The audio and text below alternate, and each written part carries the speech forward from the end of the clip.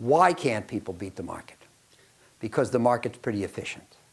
And market prices most things right, and most people can't find and identify and act on the times when the market prices things wrong.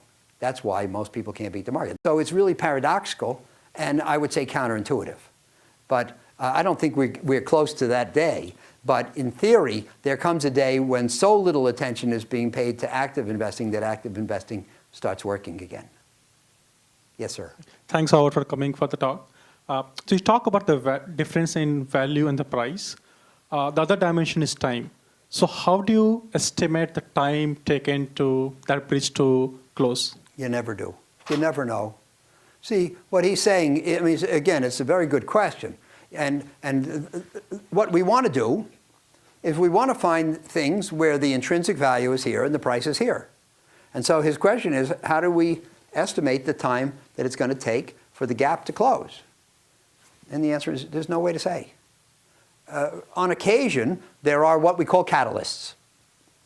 And one catalyst would be the pending maturity of a bond.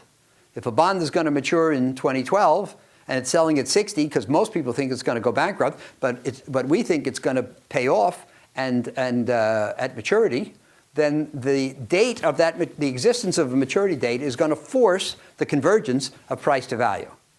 Another catalyst today is all these activist investors. They find the company, it's selling, they think the intrinsic value is here, it's selling here because the management is subpar and they're not doing the right strategy. So they go in, they foment trouble, they try to get a board seat, they try to force the management to do the right thing to cause the price to converge with the value. So there are a few catalysts in the world, but generally speaking, you buy a stock, you hope, you think it's worth here, the price is here, you hope it'll converge, but there's no way to estimate the time. And that's the reason why